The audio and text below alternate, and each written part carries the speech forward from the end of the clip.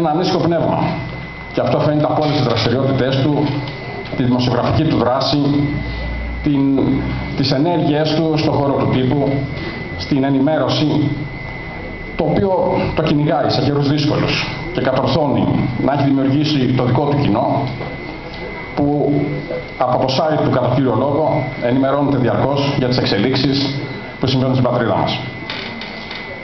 Ο Παύλος κατόρθωσε σίγουρα μέσα από την εργασία του να πετύχει επαγγελματικά, όμως διάλεξε το δύσκολο δρόμο των πνευματικών δημιουργών. Παράλληλα με αυτό, παράλληλα με τις υποχρεώσεις, παρά το γεγονός ότι τα παιδιά που είναι μικρά και αυτό επίσης του δημιουργεί επιπλέον υποχρεώσεις, αγωνίζεται συνεχώς, δεν σταματά τη δημιουργικότητά του και συνεχίζει προσφέροντάς μας σημαντικά έργα.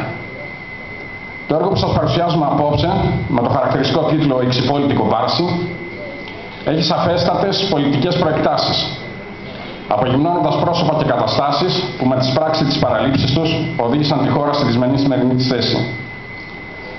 Ουσιαστικά αποτελεί την ιστορία μιας γενιάς που βρίσκει τη δύναμη να σταθεί ξανά στα πόδια της, περιφρονώντας τίτλους εξουσίας και καταδικάζοντας ό,τι μέχρι χθες την κρατούσε αιχμάλωτη στα κελιά της απαρξίας και της αφάνειας.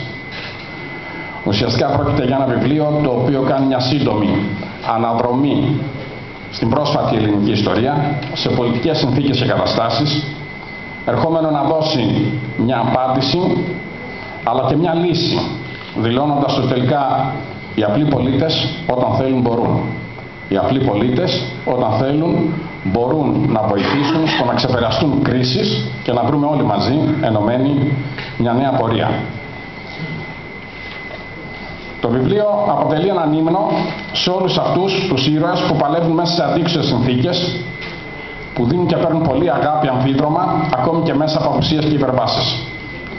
Είναι ένα βιβλίο που ρίχνει φως σε μια διαδρομή μέσα από σκοτεινές πολιτικά εποχές, ανατρέποντας τα πάντα με ένα φινάλε που θα συναρπάσει τον αναγνώστη.